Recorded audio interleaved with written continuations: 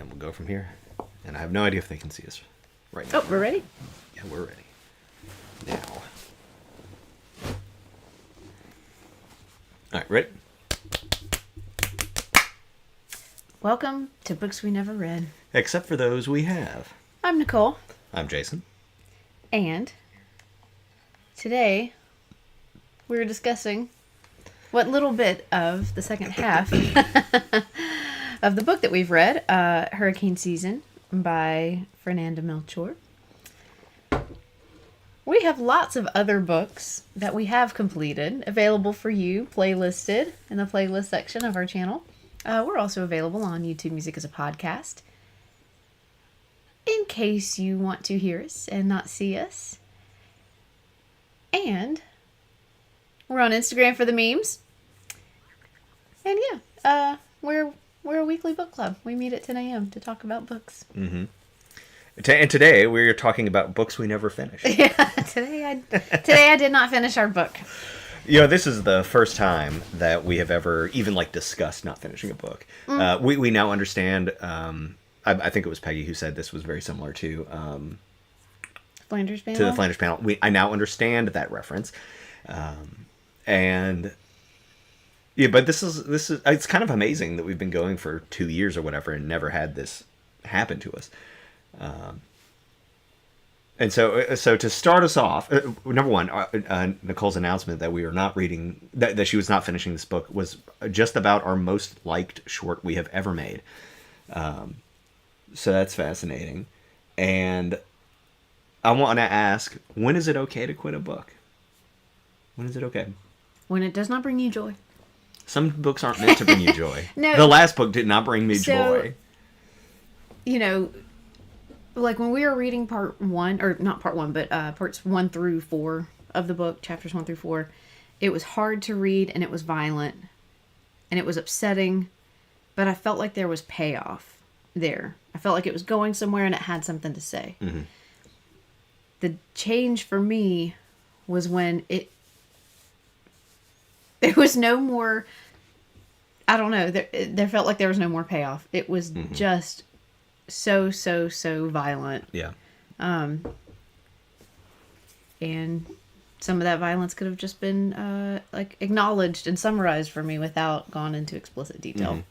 So, and I don't want to say anything against the author because I didn't finish the book. There might be some big payoff at the end. So I went ahead and read the end.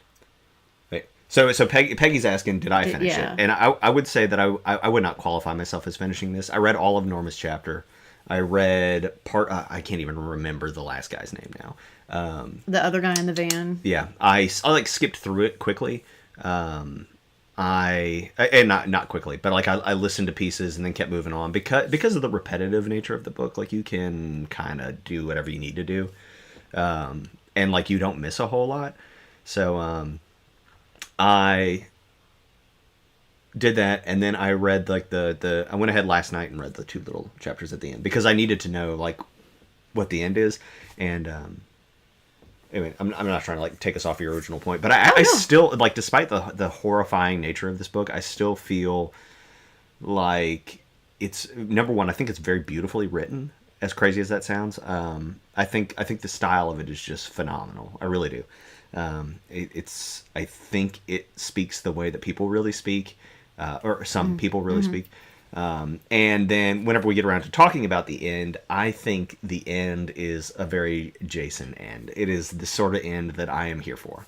So, yeah. Well, I guess so we want to hear about that for sure. Mm-hmm. And I do want to know kind of where did it end up. But at what point is it okay to not finish a book? That was a really hard thing for me to battle as an English teacher. Mm-hmm. Because I picked the books, and we're finishing these books, darn it. Mm-hmm. But then, in real life, when you're just reading for pleasure, you're reading, to learn something. And sometimes we do have reads that are hard. Salvage the Bones was hard. Yeah. Salvage the Bones gave me a lot of anxiety. Mm-hmm. So what was the difference between Salvage the Bones, which gave me a lot of anxiety, but I finished? Flanders Panels, which pissed me off, but I finished. Right. And this book, which just horrified me, I think is the only way I can put it. And that's what this was too real and too scary and was causing me harm. Yeah. I mean, the short that I uploaded saying that I was abandoning the book, I had to pull over, and I was either pulling over to say I was abandoning the book, or I was pulling over to throw up because it was making me sick. Yeah. I think I have been thinking. I think number one, this book is probably the most violent, graphic thing I've ever actually bothered to sit down and read for fun, and I keep thinking about this in terms of our last book, which was The Nightingale by Kristen Hanna. It's definitely struggling, but it's working again. Okay. It's just, you'll have to keep refreshing it. Yeah. Okay. Anyway, so I, in The Nightingale, there is sexual assault. There is brutality. There is death and torture and, shooting people in the head in the cities. I mean, like, all kinds of, like, all the stuff. Maybe not all the stuff, but a lot of the stuff that is in hurricane season is in The Nightingale. But in The Nightingale, it is handled in a, like, hey, you get it. You know this happens. Mm-hmm. Don't forget that this happens. That is an important part of this story and understanding these people and where they come from. But I'm not going to take you down that road. And in this book, she is taking you down that road. She's going to take you back up to the highway and then realize that y'all, like, forgot something, and you're going to go back down that road and back to the highway, right? I mean, like, she will drag you through it. And I think there's value to that. I think, I'm not, I don't know. Does the ends justify the means? I don't know. Mm-hmm. And that's for you to decide. But I think, I think that she does a very good job of really getting into it and showing you what survivors of this kind of abusive situations look like, and how some of them are the perpetrators of it, and like the conflation between those two things. And I think that some people don't understand that. And so if the goal is like, I need you to understand that, then this definitely does the job. But I think I said this to you yesterday, was like, it's not your job to have to see this. There's people to do this, and I still agree with that. I don't need everybody to understand, like, the ins and outs of the absolute horror of some people's lives, because, like, you can't just walk around living with that knowledge. It really weighs on you. But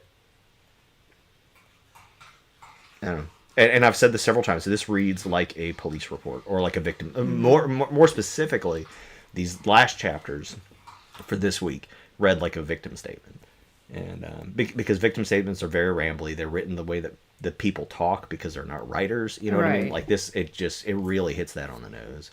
Yeah, but how does that explain the extra guy in the Vans chapter? That was not written. I mean, like, he was not a victim.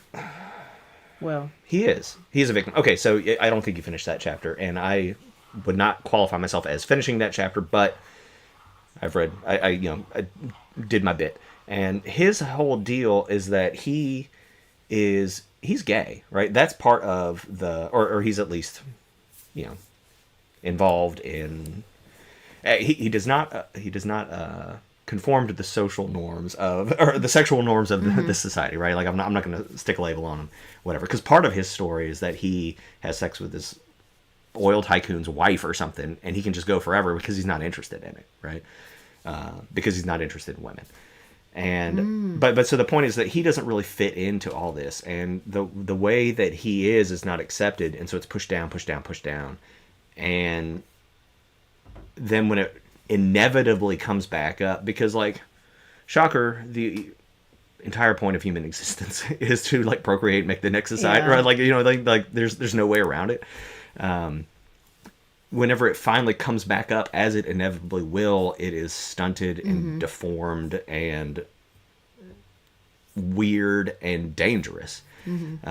And that's, like, why does his chapter matter? I don't know. I mean, like, why does Yesenia's matter?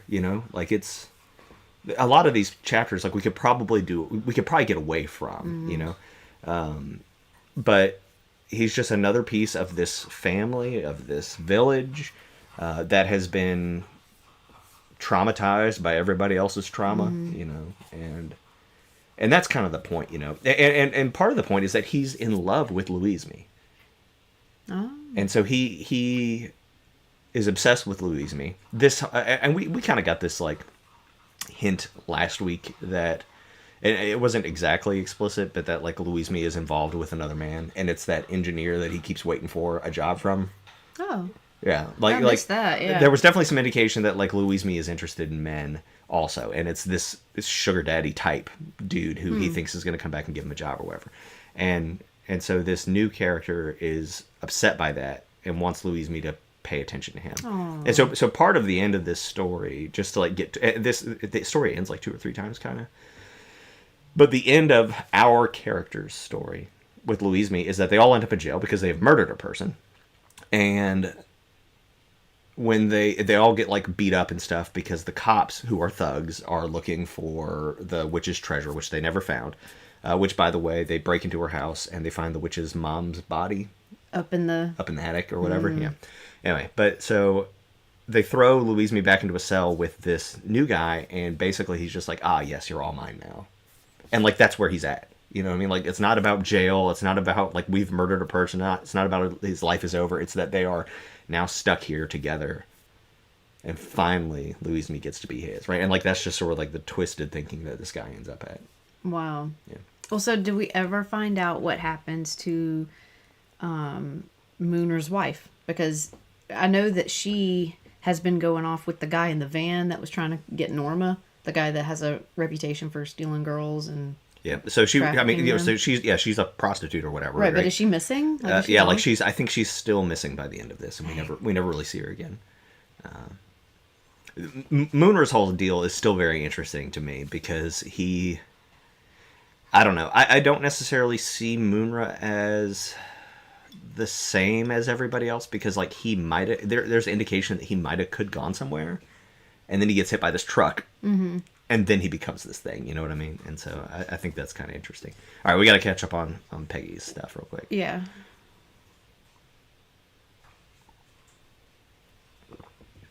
Yeah, okay, so yeah, Brando's the new guy's name. I don't disagree that he chooses to be horrible. I think they all choose to be horrible. Yeah. And, you know, with Brando, you know, like he could choose to be different, but again, I think it's one of those situations where he doesn't really have like a lot of examples of how to be different. He's kind of hanging out with the same gang as Louise-Me and you know, all this stuff. But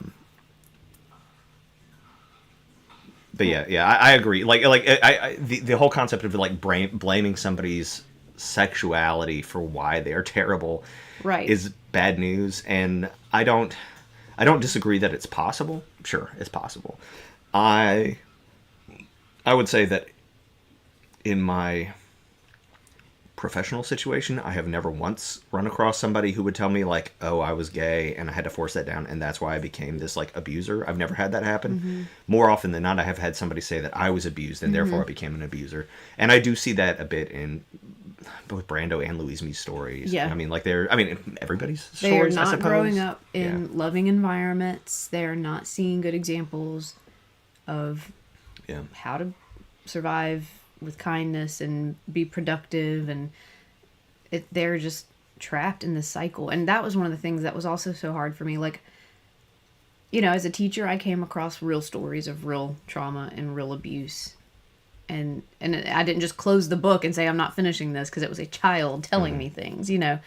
But I was in a situation where I could help, I could do something. Mm-hmm. And in this case, I was just a witness to these events. Yeah, I think too. Part of what was hard for me about this book, I really didn't think I was going to have any trouble with it. I was like, okay, I get it. It's violent, whatever. I'll do it. It is the fact that like these people are victims, and I don't do well with victims. I think I said that last week. I don't. There's a reason that I don't work with victims of sexual violence. It's different. It's hard.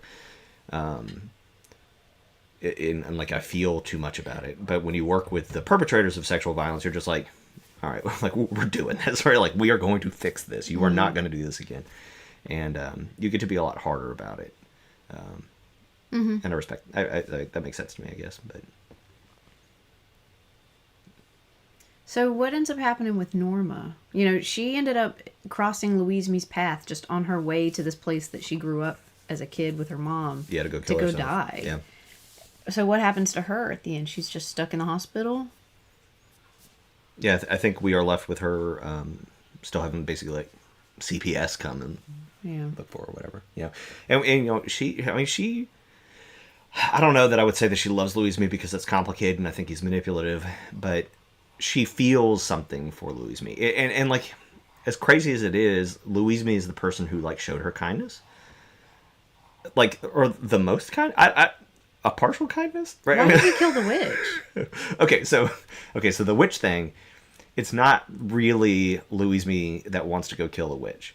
It's Brando who wants to go kill the witch, and part of it is because they think that there's a bunch of money over there, and so this is all complicated, right? Not only does Brando love Louis-Me, he's going to take Louis-Me to go kill the witch, and then he's going to murder Louis-Me later and take all the money, because if he can't have Louis-Me, nobody can, right? Is like kind of this concept here.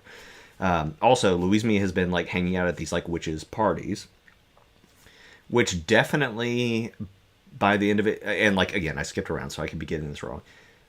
It definitely seems to be more of like an underground sex thing for people who don't fit the norms. There's again sort of this hint that like the witch is not a woman, or okay, the witch was not born a woman. Let me put it that way. The witch was born a man. Probably didn't choose to live as a woman, but has been. But the witch mama raised her as a girl. has been raised to be a woman, is now a woman, and we get that from Moonra as well. Yeah, you know, but so there's some kind of hints there again that like what this really is this sort of place for people to, in the same way that the witch is a place for women to go to, you know, take care of situations that have been put upon them by the men of the village, and to get potions and just to like to talk and to express themselves and to express their pain. It's kind of the same thing, it appears, for these men who don't have a place for them to fit as well. And so anyway, all that's wrapped up into Brando being like, we're gonna go take all this money. I don't think they like mean to kill her. He just like beats her in the head a bunch, and like her brains are out. Maybe he like leaves this weird part where he's like, maybe I saw her brains, but like he saw her brains. They throw her in the back of the car. She's not dead. They take her to the canal. She's not dead.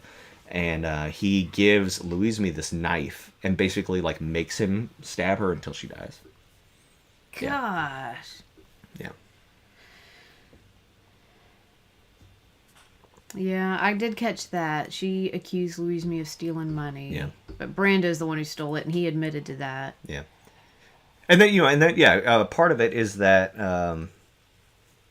is the Louis-Me Brando, the Louis-Me Moonra thing about the witch putting a spell on Norma, but also like he finds Norma's fetus in the backyard and thinks that it's like a spell, and I mean like it's all this really thing. You know, I have often said this. I really have problems with like irredeemable bad guys. I like bad guys. I really do. I think bad guys are very interesting because I like sort of the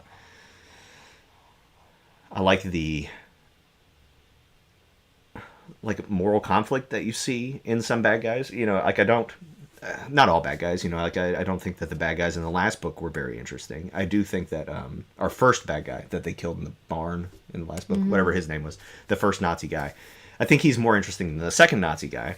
Right. The first Nazi guy is doing terrible, horrible things. He thinks he's helping his family. That does not justify it, you know? Or like it's more, you know, morally like ambiguous. Or like one of my favorite bad guys is from one of my favorite bad guys is basically all of the characters in The Watchmen.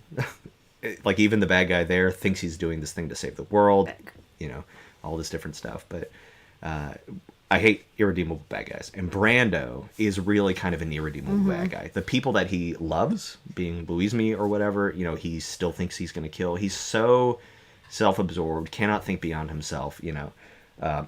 Everybody here is pretty rough. I'm not arguing there.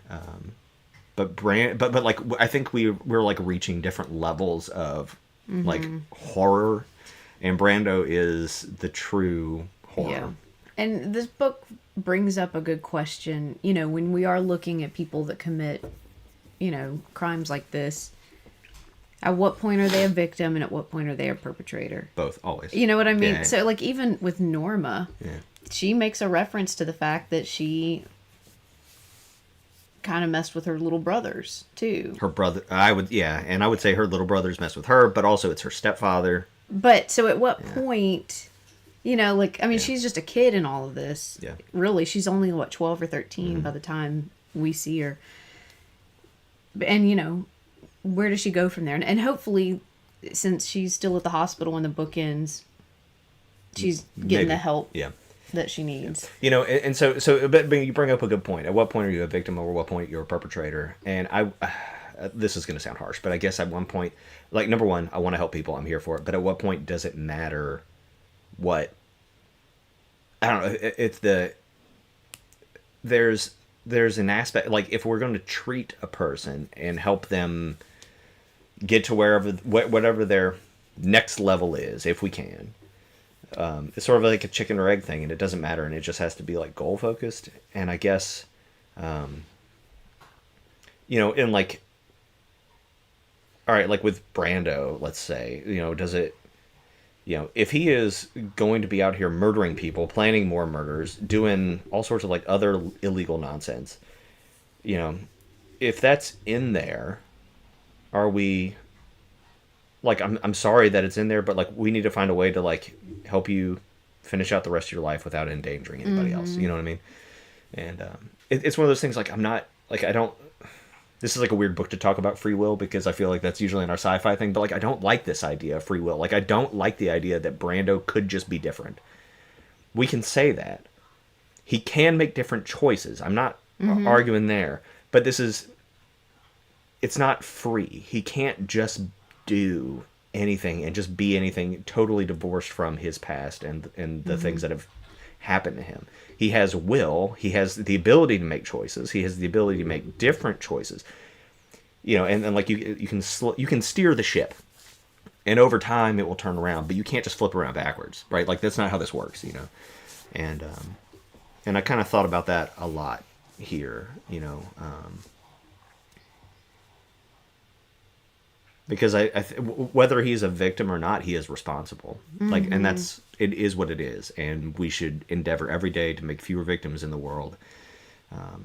But people are still responsible for their actions because they have to be. Like, there's no other way to keep everybody else safe, you know, and to try to end those cycles. So you want to hear the end of the book? Like, the end? Yes. So the end of the book is this dude. He's like the city gravedigger or something, I guess. They call him, like, grandpa or something. And he is sitting around in this, like, cemetery with a bunch of bodies. Like, a bunch of bodies. And some of them are in bags because they're, like, so hacked up that they're just, like, soup. You know, like it's there's no indication that it's all the people that from our story, right? Like, they're still alive. Moonra and Louise, me, and everybody. But it's all these people that he's burying from, like, all the violence and all the terrible stuff that happens around town, you know.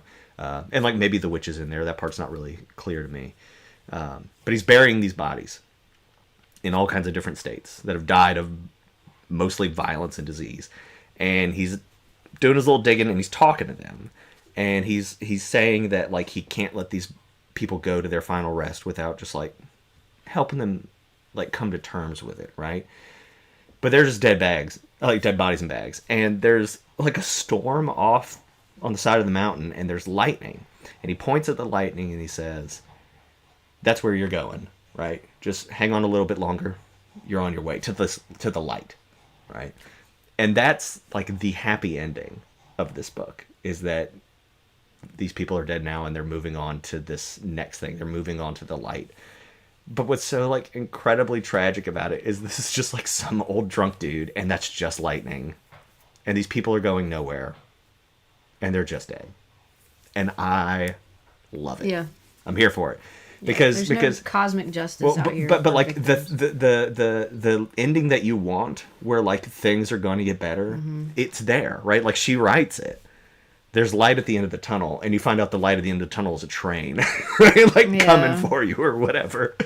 And you know, my big complaint always is that, like, these stories end up happy, and like, it undoes all of the injustice that these people have suffered just for, like, it to, like, for somebody to wave their hand and just be like, but it's gonna be cool. It's not cool. It's all terrible. Yeah. I mean, Norma is never going to be okay. None of these like people. She might yeah. grow up in a healthier environment and find a way to make it. But, like, she has all of this behind her. Yeah. Yeah. Ugh. Yeah, I caught the part about Brando's shoes. Yeah, so he buys shoes with stolen money, and I think what happens is when he's in jail, just like the biggest dude in the cell with him is like, give me them shoes. Yeah. Yeah. Man, this was wild. I do apologize for anyone who also needed to abandon the book. Yeah. I don't think we owe anybody an apology. I think this is. I'm glad that we read this. I'm glad that you quit. I'm glad that I halfway quit, right? Like, I think that this is an important, like, experience for us. I'm not sure. I don't know. I have never had dreams about work, ever. I had dreams about work last night. And it's because of this book, and I know it. Mm-hmm. Yeah, this book gave me bad dreams. Yeah, I'm not sure. Like, I don't know. I'm not saying that it wasn't worth it, but I'm saying that, like, it was. I mean, we really went into this knowing nothing, and it was just kind of a shocker. And if we had done a little more homework, we might have been like, oh. Well, I mean, I pick random books all the time, and this has never happened to me before. Yeah, sure. And that's okay. And I think that's fine. But I don't think we owe anybody an apology. We owe people a trigger warning. Yeah, we will go back on that playlist and just be like, by the way. Super duper violent. And, like, I don't know. We need a better word for that. Because, like, the first half was violent. The second half was something more. Mm-hmm. Sure. I don't know. Yeah. But like, I think one of the things I can really appreciate about this is that it did not shy away from what I'll call evil, right? And I'll bring it back to the Nightingale again, where, like, it... For all the work that Nightingale did, and for as well written as it was, I would tell you that it shied away from evil, right? Like, it, right. Okay, we go to a concentration camp. We see starving people. We get our head shaved. Like, we do all these things, and that's it, right? Like, it cracks the door and says, like, there is evil on the other side. And you even see, abuse. Yeah. And it lets you know it happens. Right. And you see some snapshots of it, but not the whole experience, every minute of it while it happens. But, like, Melchor doesn't, like, crack the door. She blows it down and pulls everything that's in there out into the light. You know what I mean? Explicit. Yeah, explicit is explicitly detailed. Yeah. That's it. On repeat. Yeah. Yeah. So, yeah. I was unwell. Yeah. I still maintain I think this style is really phenomenal. Like, this is some really amazing writing. Kind of in the same way that, like, with Verity, you sort of get some other, like, explicitness. That's probably, like, the second most explicit book we've ever read, if I really had to think about it. It was nowhere close to this. And in Verity, there's this talk about, like, what happens to an author when you are doing these things, And, like, I'm interested. Like, what happens to you when you go down this dark road? And I do want to learn more about the author. Something that I read last week was that, like, she's mentioned that she prefers to write about this intense violence. Like, that is... Yeah. Well, I think it's one of those things where, like, I think people need to know it's real. In the same way that, like, reading things like The Nightingale, and you're like, aware that the Holocaust happened, and that, like, the Holocaust was definitely committed by evil people, but they were aided by masses of normal dudes. That's important to know, because, like, we could do that again, and we have to be on guard against it. I think that I firmly believe that the things outlined in this book do not happen to most people. However, I will tell you that it happens to more people than you would care to admit. Yeah. And I'm not sure that being aware of that does anything, because I don't think that, like, honestly, I feel like we're always in a position where we should be like, hey, let's not go Holocaust people, right? Like, I think, like, because that's, like, on a societal level, and if we don't monitor ourselves, these things could happen. But as far as, like, personal sexual abuse within a family, within, like, a community, like, yes, everybody, I think, is capable of it if you, like, went down... If you were unmonitored enough, but, like, but being aware of that, I don't think is, like, gonna you're not gonna like all of a sudden discover it and go help people. You know what I mean? Like I'm not sure what this does for us as far as like how we interact with other people. You know, and if you are aware that is happening to somebody, you should not handle it yourself, but you should get professional assistance. So yeah, and just like what happens when you have this small backwoods community where this kind of abuse is just glossed over, overlooked. It's men being men and women being women, you know? Mm-hmm. And I think that's what we see here is this little subset of a community, which we do have everywhere. We have these little plots of land where all the cousins live, and stuff goes wild. Sorry, Atlas has entered the chat. She's chewing on her bone. Yeah. She's picking up on these stressed vibes I'm putting out. I'm not sure that I really have much more to say about it, other than I do not regret reading this book. I think the style is fantastic. If you want to read it, you need to be aware of what you are getting into. Yeah. If you think you have the stomach for it, I want you to think twice, and then like take a shot, man. Like, do your thing. Yeah. But it's. Yeah, I don't have anything bad to say about the author. No. I feel like the author's just making observations about. Yeah. What can happen? I don't know. Yeah. But I'm super excited for the next book. I think the next book is going to be a blast. And it's going to be different, right? Time to leave the planet. Watch there be... I mean, there's going to be... That's kind of literally what I was thinking. But, like, watch there be genocide or something in there. I don't know. Yeah, but what's cool, too, about the next book is that it is part of a series. And so we've kind of discussed already that if we really enjoy it, maybe we hit the second one. Maybe we just save it and keep doing a couple of these every now and then. Because it's a long series, you know. Yeah, and they're out there and they're already published. And we can kind of come and go as we want. Yeah, but we're really looking forward to it. It's going to be great. Yeah. Time to leave the planet. Atlas, baby. Wow. Okay. Well, do you want to go ahead and wrap this up then? Hey, baby. There you go. We can stop for just a second. Okay. All right. Well, we want to appreciate everybody who read this with us. Mom, I'm sorry for you reading the first half. I feel like that's the only apology I owe. Everybody else, like, come on. You're all adults. Not Mom. I'm just kidding. You're great. Yeah. So we appreciate everybody coming with us. We feel like that. I definitely feel like I've learned something, and I think that we will definitely talk about this book again in the future. Like it will come up. Oh, yeah. I think with other things, and it will definitely be sort of like a benchmark. And I think that whenever I read things like The Nightingale from now on, I think I'm gonna take myself deeper, which is maybe unfortunate, but I think I am, right? Like whenever it's like, and then the Obergruppenführer or whatever the dude was took her into the room and closed the door, I'm gonna be like, I get it, I know what this is. Yeah. And it's not gonna be like, I got it, okay. It's gonna go a little deeper for me, and I think there's some value to that, I guess. But yeah, next book's gonna be happy. If you don't know, it's not gonna be happy, but like it's gonna be a space opera. And so if you are not aware and you are still here at the end of this video, we are going to be reading Leviathan Wakes by James S.A. Corey. At first I wrote James A. Corey, but there's a bonus S in there. James S.A. Corey. So we will be putting out a syllabus for that today, and then we will be meeting next Sunday at 10 a.m. Central for that reading. We appreciate everybody being here. You guys are excellent. Happy reading, everybody. I will also say one more thought. When do you quit a book? When it doesn't bring us joy. This is for us. We're glad that you guys join us.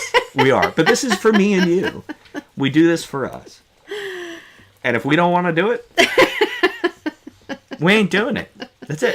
We owe no one anything. But I did owe the book club, just to let you know, I'm quitting it. I think that's fair, because I don't think it's fair to just be like, I'm going to read this and then not and have everybody else do it. That's right. Not cool. So and that we have read books that I probably would have lost interest in, Sure. that I've held on to because I feel a responsibility to the book club, because I want to be part of it with you and,